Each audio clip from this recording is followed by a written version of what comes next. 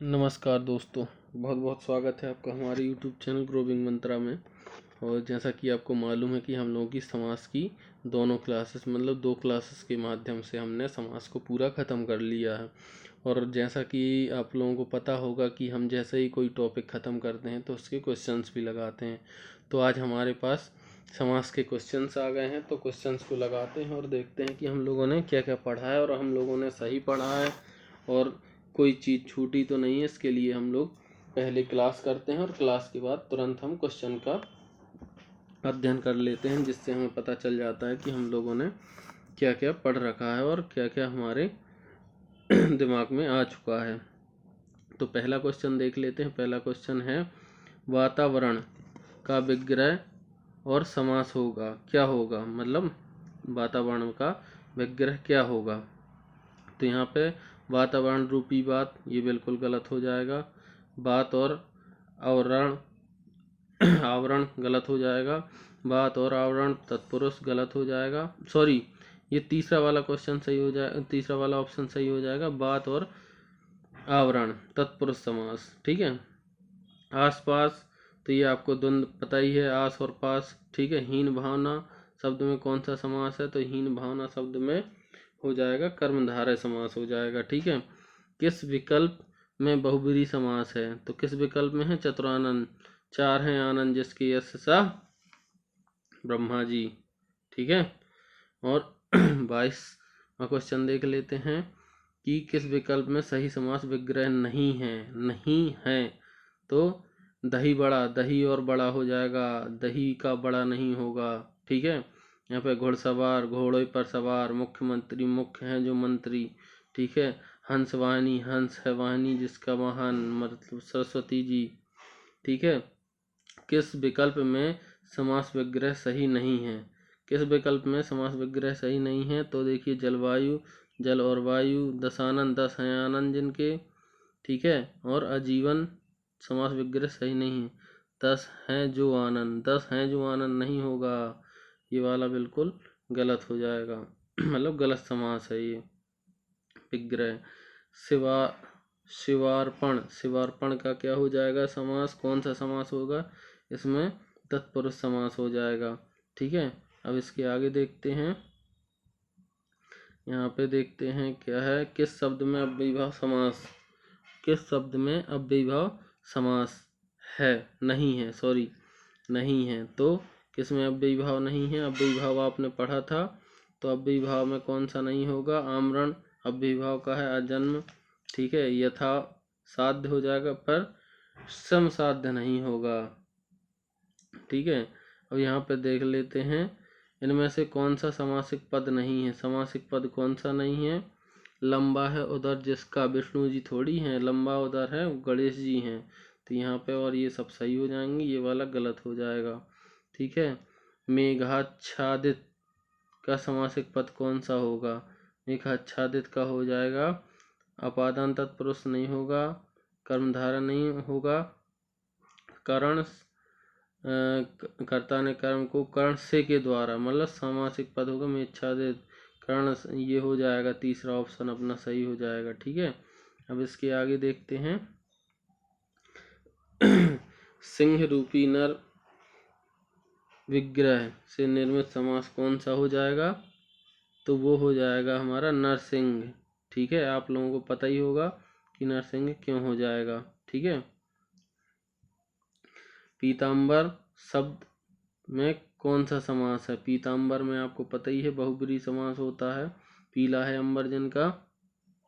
रातों रात शब्द में रात और रात का क्या हो जाएगा, रात ही रात होगा, रात और रात दिन होता तो रात और दिन होता, ठीक है। तो ये वाला गलत हो जाएगा, ये वाला, ये तीसरा सही हो जाएगा।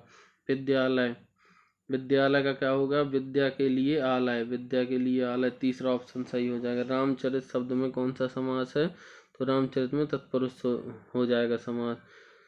शरणागत, शरणागत में क्या होगा, शरणागत में हो जाएगा तत्पुरुष समास।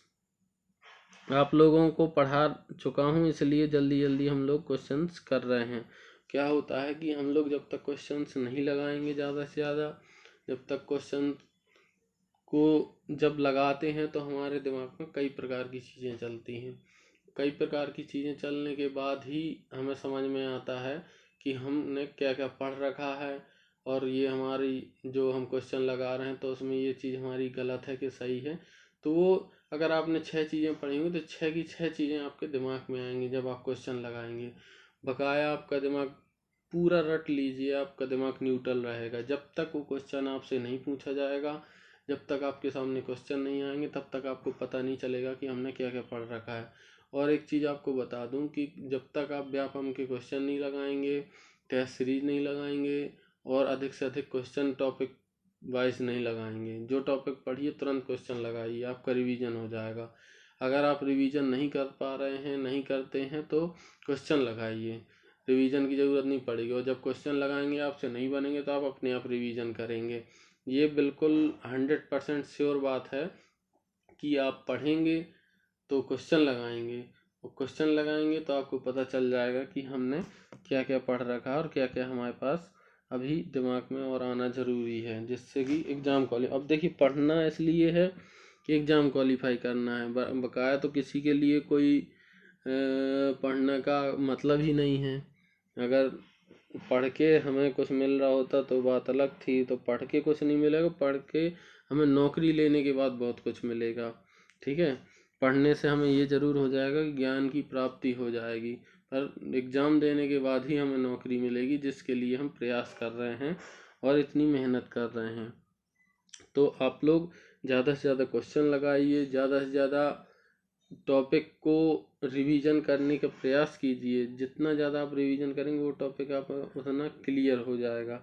और सबसे बड़ी बात ये है कि हम पढ़ते तो पूरा हैं, हर चीज़ को पढ़ते हैं, 4-4 5-5 बार पढ़ते हैं, पर मिस्टेक होती हैं। आप जब तक क्वेश्चन पेपर नहीं लगाएंगे, टेस्ट सीरीज नहीं लगाएंगे, तब तक आपको पता नहीं। अब जब आप फुल लेंथ टेस्ट लगाएंगे, जब भी आप FLT लगाएं, तो पूरा आप एनालिसिस करें कि हमसे कहाँ कहाँ गलती हो गई। बहुत से लोग एक टेस्ट लगा के एक साइड रख देते कि भाई हमारे 70 नंबर आ गए, हमें कोई दिक्कत नहीं। पर वहाँ पे समझने की ज़रूरत ये है कि आप टेस्ट सीरीज तो लगाते हैं, टेस्ट सीरीज लगाने के बाद जो टेस्ट देके आएँ उसका एनालिसिस करें। उसको कम से कम मैं तो कहता हूँ 5 घंटे का समय दीजिए कि कौन कौन से क्वेश्चन हमारे गलत हुए हैं, उन टॉपिकों को टिक कीजिए, उन टॉपिकों पर ज़्यादा जोर डालिए।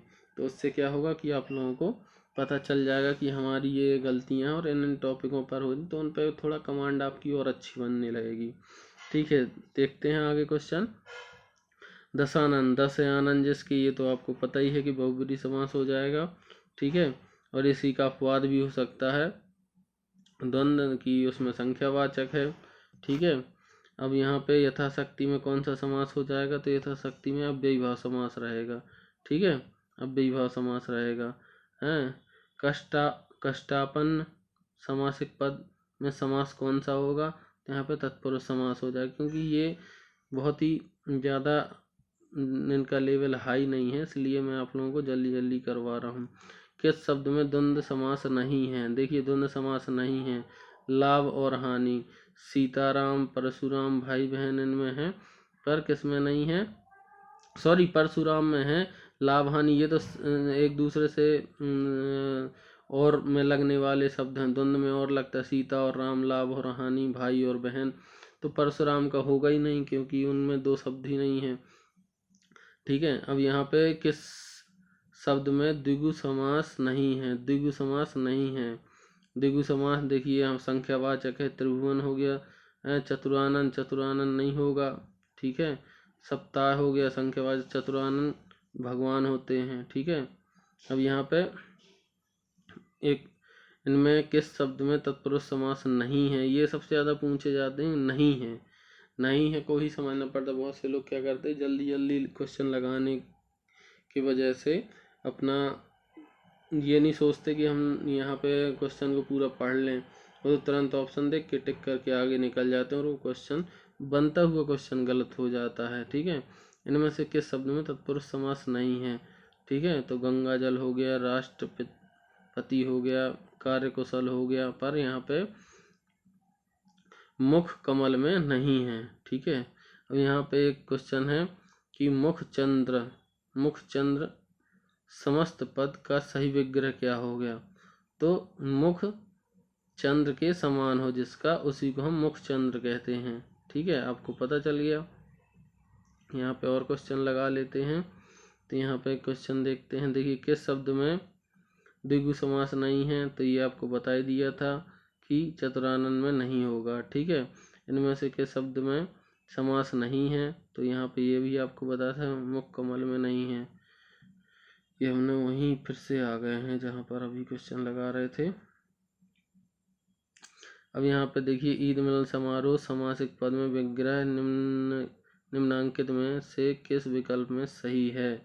ठीक है, तो ईद के लिए ईद के मिलन का समारोह होगा। तो किसमें है? देखिए, ईद का मिलन और समारोह, ये गलत हो जाएगा। ईद और मिलन का समारोह, ये भी गलत हो। ईद के मिलन का समारोह बिल्कुल सही, तीसरा ऑप्शन अपना सही हो जाएगा। ठीक है, मृगछौना में क्या होगा? मृगछौना सब, इसमें कौन समास का उदाहरण है? मृगछौना में संबंध बता रहा है, तो यहाँ पे कौन सा हो जाए? करण नहीं हो, कर्म, संप्रदाय नहीं होगा, संबंध। देखिए, चौथे नंबर पे अपना संबंध आ गया। अब यहाँ पे देखते हैं, जिस समास में दूसरा पद प्रधान होता है उसे क्या कहते हैं? आप लोगों को मैंने बहुत अच्छे से बताया था, उसे हम तत्पुरुष समास कहते हैं। ठीक है, अब विभाव में पहला पद प्रधान होता है। ठीक है, अब यहाँ पे आगे और देखते हैं हम क्वेश्चन। आगे और हमारे जो 2-4 क्वेश्चन बते हैं। देखिए, राज्यसभा को शब्द में कौन सा समास है? राज्यसभा, ये पूछा जा चुका क्वेश्चन, तत्पुरुष समास होता है। ठीक है, यहाँ पे पुष्प ये है क्या? पुष्प धनवा, पुष्प धनवा में क्या होगा? पुष्प धनवा में हो जाएगा, जो पुष्प की धेनु है, ये गलत हो जाएगा, ये हो ही नहीं सकता। और जो पुष्प के धनवान है, ये भी गलत हो जाएगा। वह पुष्प जिसके पुष्पों का धनुष है, कामदेव, ये बिल्कुल सही हो जाएगा। ठीक है, तो यहाँ पे आप लोगों को पता चल गया कि हम लोगों ने पूरे समास के क्वेश्चन पूरे देख लिए हैं। आप लोग एक बार और इनको देख सकते हैं, तो इससे आप लोगों को पता चल जाएगा कि हम समास में पूरी तरीके से अपनी पकड़ बना चुके हैं। और पकड़ बनाने के साथ साथ हमारा ये टॉपिक बहुत अच्छे से क्लियर भी हो गया है। तो आप लोग अब क्या कीजिएगा कि टॉपिक वाइज पढ़ते जाइए और आप भी क्वेश्चन ढूंढिए, तो जिससे क्या होगा कि आप लोगों को और ज़्यादा क्वेश्चन लगे। जितने ज़्यादा से ज़्यादा क्वेश्चन मैं बार बार आप लोगों से बोल रहा हूँ लगाएंगे, उतना ज़्यादा आप लोगों के लिए अच्छा होगा। तो अब मिलते हैं अगली क्लास में, और ऐसे ही आप लोग वीडियो देखते रहिए, हिंदी पढ़ते रहिए। पटवारी की वैकेंसी आ जाएगी तो आपके लिए बहुत ही आसान होगा। बहुत बहुत धन्यवाद। नमस्कार, जय हिंद।